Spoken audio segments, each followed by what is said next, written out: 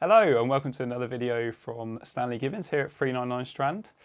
I'm George from the Commonwealth department. I'm here with Victoria and today we're going to take a look back for us at our first ever collections.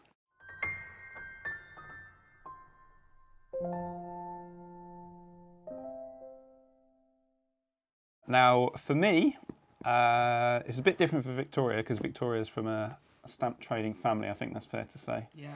But for me, I got this for Christmas in 1996, and I don't think if my dad had bought me this present, I'd be sat here now. I think I'd have a completely different career.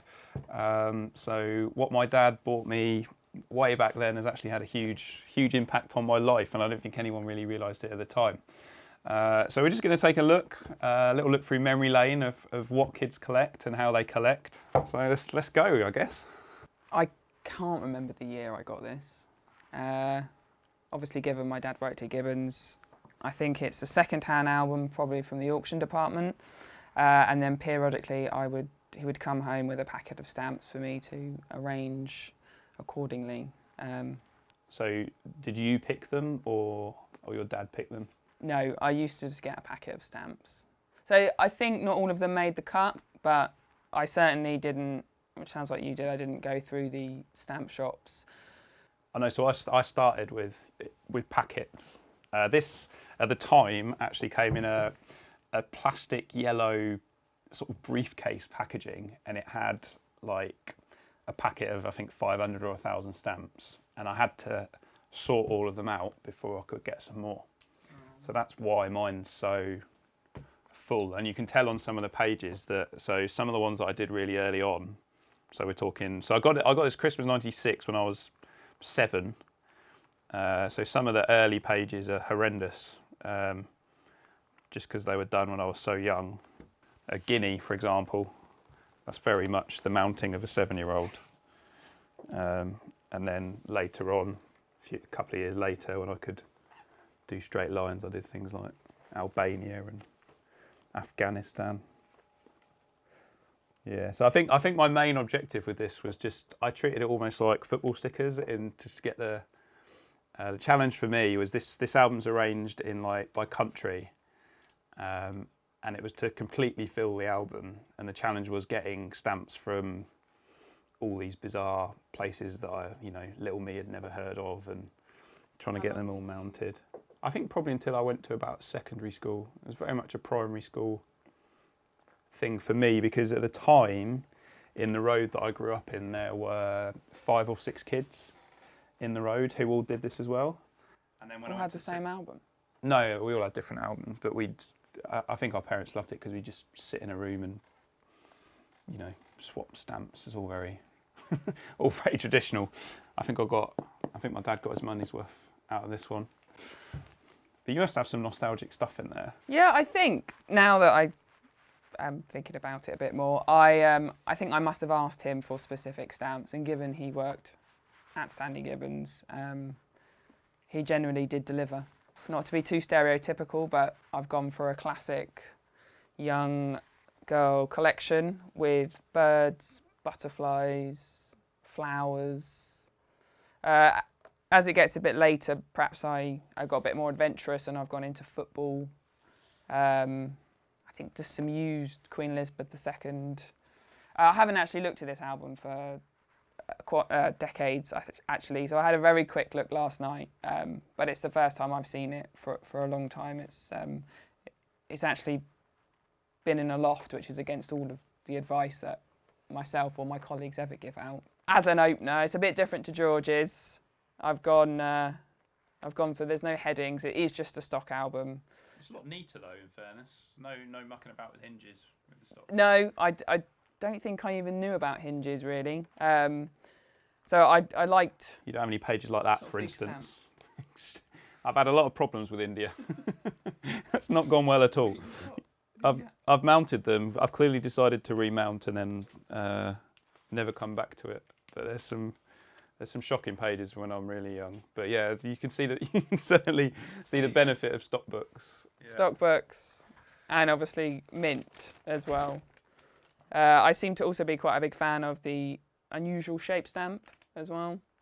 Classic. and this is actually as neat as it was when I was putting them in the book, which George will tell you is a lot neater than some of my stamp collections today. So I was quite pleased with my young self. Oh, I've also, again, gone for classic Disney as well. Disney phase. Bright. What was your favourite page, George? So I always like the pages where I managed to find stamps that fit exactly. I don't know why. So things like France, where I'd got it very neat. Those were the kind of ones that I wanted. So you had to collect enough that you could fit it exactly. I don't know, there's something very, I don't know, rewarding to young me about filling a page so precisely, even though they're kind of random. So if you had a packet of stamps that had more French stamps in, Swaps. just swap them out. Yeah. You wouldn't So like, have another you can second tell- album. No, so you can tell like it fits. Now for young me, I was like, yes, job done. You know, there's probably more in that set, and I would have just swapped them off. That was job done then. Once you got it looking neat, You moved on. Then you move on somewhere else in the world. And no preference between mint or used? None whatsoever. No.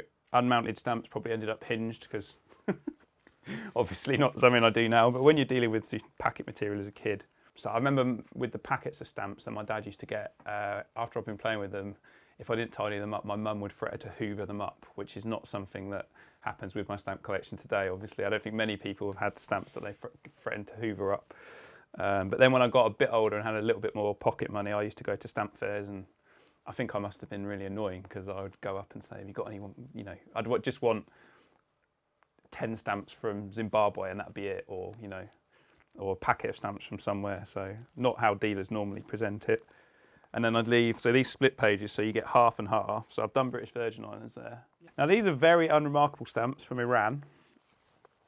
This chap here, and I have no reason to know anything about the stamp other than I bought that in a shop on Bridge Street in Northampton. Northampton used to have a little stamp shop, and my dad collected and my brother collected as well, so we used to sit in there and I'd pick up, you know, 10p covers and whatnot.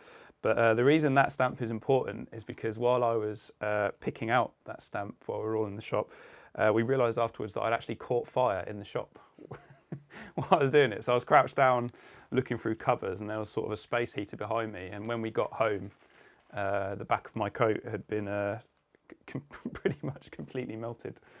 So yeah, probably keep that one forever. Very otherwise completely unremarkable, but yeah, no, could have caught fire getting that one. Yeah, so you never went to like a stamp shop then? No, I definitely went to stamp shows as a kid with my dad, but I think that's just, I enjoyed it a lot as a kid because I could walk around all the different tables and chat to obviously familiar faces, and obviously they'd know me. But no, I had never had to go to the stamp shops, which I probably would have really enjoyed. I did just get the delivery at home. You got to show those. These are the most 90s stamps ever. With the boot, and for some reason I decided to put them on separate pages. Lenticular stamps. How fun is that? I was a big fan of these as a kid. I'm still a fan now. I think also you can see scratch marks. I think I quite like the fact that I couldn't really tear or damage them as well. So they were always good to show my friends when they came round. So I had like 5 or 6 friends as a kid that collected. Did you know? No, I didn't have any friends that collected. Although I was a brownie, and one of the badges you could collect as a brownie was collecting, and I already had this, and it was it caused quite a stir at brownies actually, and I don't think they'd ever had one come in. I had the same for cubs, because I was just, when you're a cub you just want to fill your sleeve straight away, and this one was the easiest for me because you can just come in and be like, here's my stamps, get a badge, get your mum to sew it on. Yeah, I think it was my easiest badge. This was one of my favourites, just because it's so large and bright. I mean, I was trying to tick all of the kid boxes here. Optical migraine of a stamp sheet. But do you know what? Considering my memory is terrible, I actually, not having seen this for so long, remembered that it was torn. And that's how much it had bothered me when I had it at the time. So, do you know what? I look at it now and I still really like it. We've actually both got these sets. This is some breakaway republic in Malaysia that issued their own stamps, and we've both got similar sets. I had that set. I remember being really pleased with them because I bought some approval books at like a village fete or something with my dad, and they were all in there. But I didn't have space for this set, which I actually think is much nicer. I just went for the birds. I quite like them. I still quite like them actually. Well, we can talk about swapping at some point if you like. Although some of the animal designs are quite questionable. Can't really tell if that's sort of a dog or a cat or. It definitely ticked the boxes of, is it a butterfly, any other animal, a flower. I also enjoyed, I think my dad did do a good job at trying to find me sort of triangular stamps, rectangular stamps. I mean, I can't open both pages, but I mean, I clearly spent quite a lot of time laying them out as well, which I was always quite pleased with. And the fact that they weren't hinged so I could move them. Oh, this is great. That's a great thing. My Covent Garden, I mean, the stamp set I know, but I'd forgotten that it came with this. Look at that. This pack, which, you know, it was cool then. I think it's quite cool now. I think, yeah. And an old GSM fill-out card, which I'm tempted to write into the GSM office and see if I can get my Solomon Islands set for £20. To match your Princess Diana set, yeah. Absolutely. So yeah, I mean, this is how George and I started, as did most other collectors. There's almost no monetary value. This is almost like your first teddy bear. There's no value to anyone else but yourself. So I'll just encourage everyone to just plant the seeds. You know, this probably can't have cost either of our parents very much to sort of get us started. I think, you know, when we think about philately in the future and keeping it going, one of the things that I get told all the time is, oh, there's no young collectors anymore, but it's just not true. And all it takes is to, you know, a stock book or an album and a packet of stamps, and if you're buying stamps for kids or grandkids or whatever, it's just a case of just letting them have fun with it. But even if you don't end up going into philately professionally, this is how collectors are born, because we both collect now, and it's probably true that if we hadn't had these when we were kids, you know, it would be certainly less likely that we'd have come back to it. Yeah, so. Absolutely. I mean, I'm not hugely sentimental, but this is one of the few things that I will keep and cherish from my childhood, actually. Thank you for watching. Please like and subscribe, and if there's anything else you'd love to see on the channel, please let us know in the comments.